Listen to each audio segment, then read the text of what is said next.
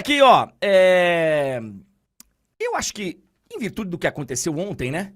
Foi o grande assunto da noite de ontem no futebol aqui no Brasil. Eu sei que tiveram vários jogos pipocando aí, mas é evidente que a visibilidade ontem para o clássico Corinthians e São Paulo, ela foi enorme.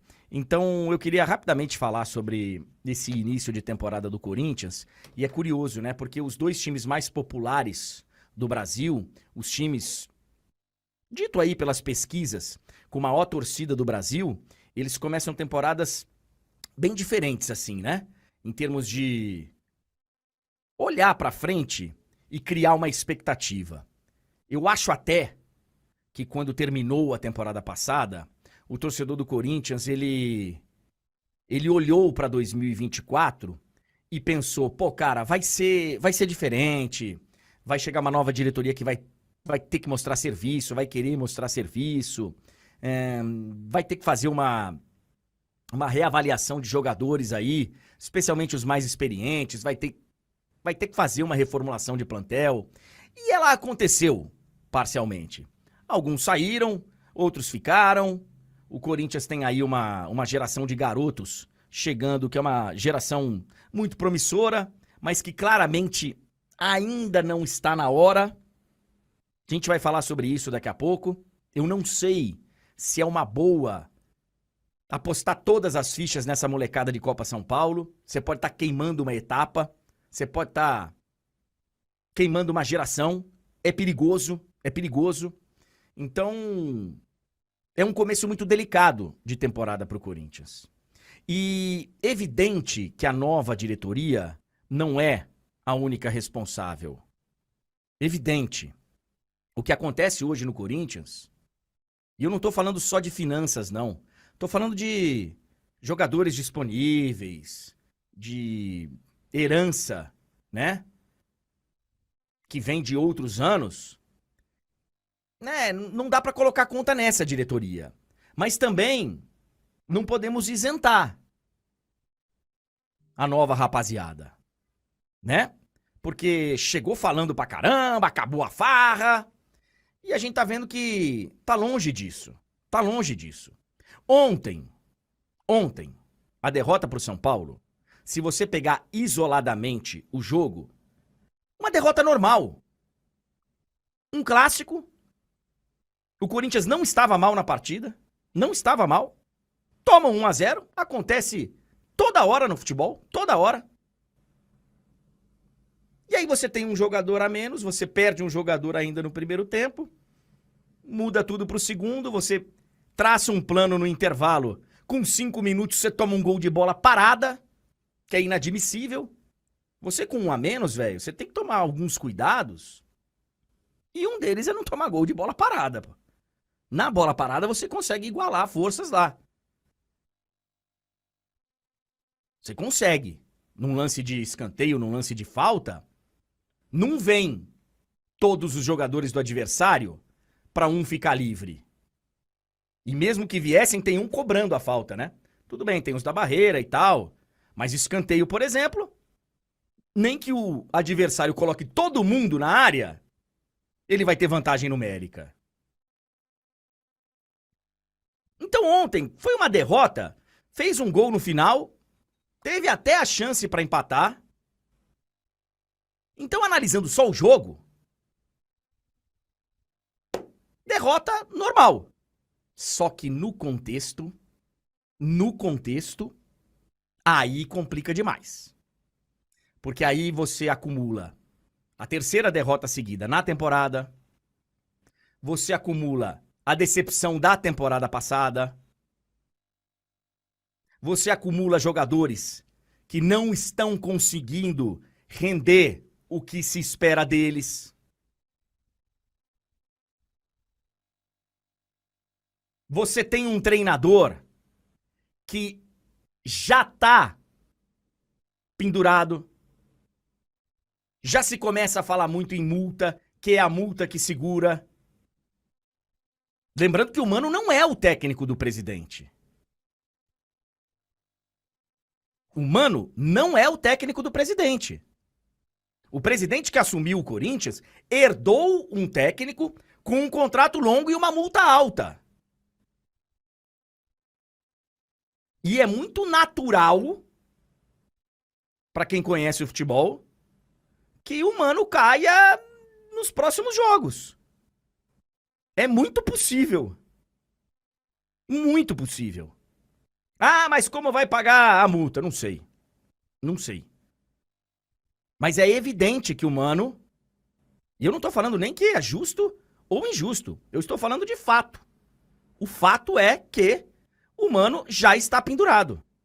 E o Corinthians agora tem um jogo contra o Novo Horizontino, de muito risco. E na sequência, tem outro clássico. Contra o Santos, na Vila. Fora de casa. Até o Santos tentou levar esse clássico para Brasília, mas não conseguiu. É um começo de ano bem delicado para o Corinthians. E como eu falei aqui das duas torcidas, dos dois clubes mais populares do Brasil, de um outro lado você tem um Flamengo que começa a temporada com uma expectativa completamente diferente. O Flamengo começa uma temporada que promete bastante. Se vai dar liga, se vai dar certo ou não, a gente sabe como é que funciona o futebol. Tem coisa que você olha e fala, pô, na teoria vai dar bem certo. Às vezes não dá. Às vezes não dá. Mas eu acho que o Flamengo foi buscar um grande treinador. Eu tenho várias críticas ao Tite, todo mundo sabe, especialmente e mais especificamente pela passagem dele na seleção brasileira. Mas o Tite é um grande treinador. Ainda mais de clubes, ali no dia a dia, no relacionamento. O Flamengo tem elenco. O Flamengo se reforçou.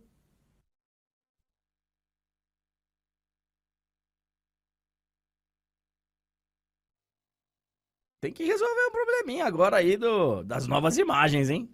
Do vice-presidente. Mas essa é uma outra história. Então, os dois clubes mais populares do futebol brasileiro, começando a temporada de maneiras bem distintas, né? O Flamengo fez a sua pré-temporada na Flórida, amistosos internacionais, tem elenco, tem treinador. E o Corinthians, no quarto jogo da temporada, já com o técnico ameaçado, torcida já criando um clima de, como eles mesmos falam, né? De amor ou de terror. E tá só começando, hein? Não chegamos nem em fevereiro ainda. 9h11. Seu Túlio Ligeiro. Rapaz, eu tava resolvendo um negócio aqui, antes de entrar no ar, e quando eu olhei pro relógio, a regressiva já tava em menos de 2 minutos. Falei, caraca, velho.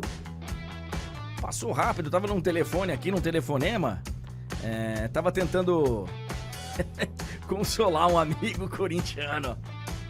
Aí eu falei pra ele, eu não disse pra você... Quando começaram os debates dos candidatos à presidência do Corinthians, eu não falei pra você que o negócio tava feio? Ah, vamos lá, cara. A gente vai falar mais, inclusive, sobre o jogo, Tulhão. Não dá pra colocar a conta toda na nova direção do Corinthians. O diretor de futebol chegou pra trabalhar não faz uma semana.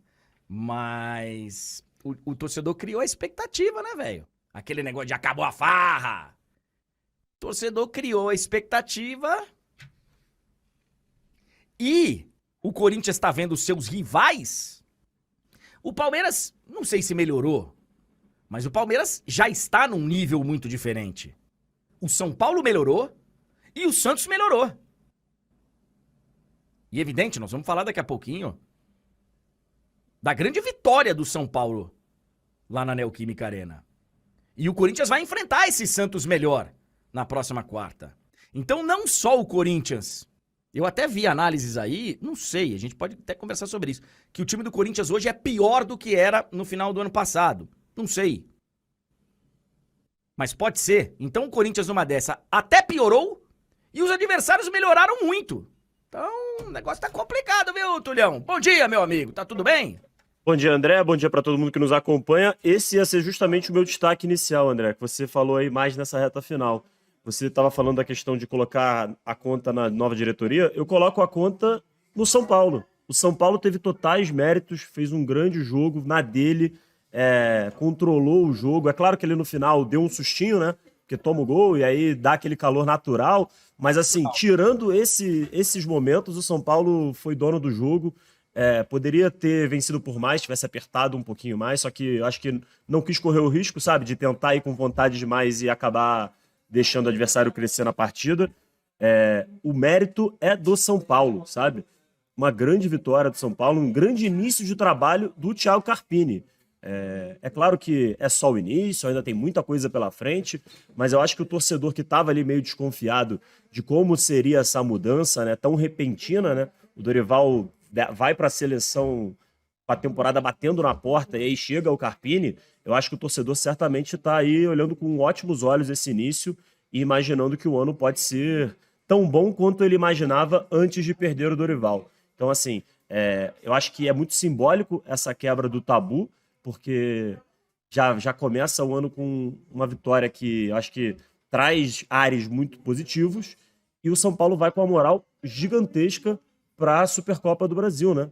Tem esse outro confronto, esse outro clássico importante, inclusive o Caleri falou sobre isso, né? Que era o jogo contra o Palmeiras, esse é mais importante, né? Ele botou, ó, tá aí a aspa do Caleri. Então, é lógico que tem um título em disputa, né? No domingo tem uma... E não é só um título de Supercopa, que pra mim é um torneio bem... Eu concordo, mas quando é num clássico, eu acho que aí muda completamente de figura.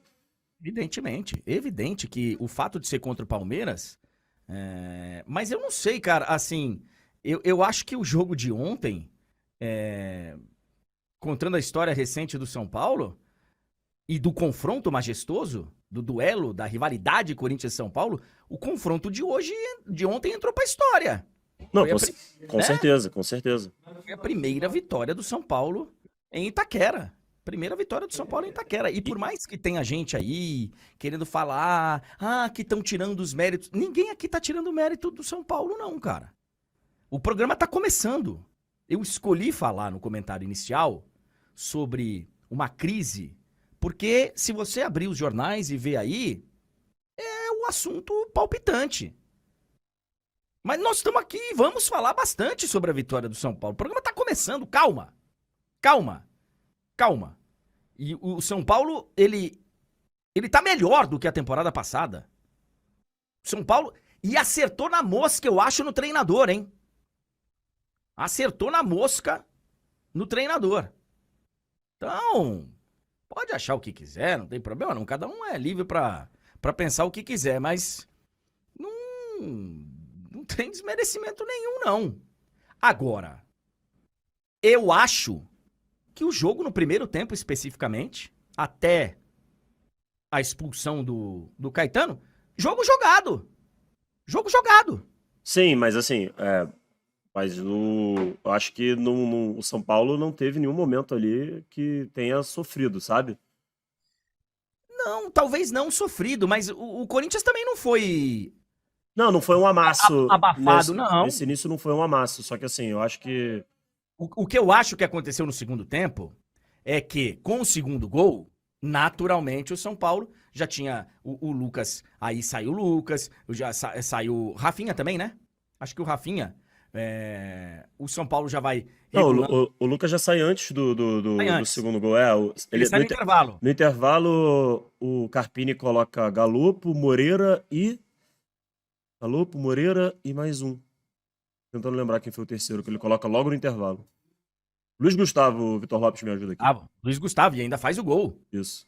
E ainda faz o gol. Então aqui, assim, ó, o São Paulo, aí sim, faz 2-0 e passa a administrar o jogo.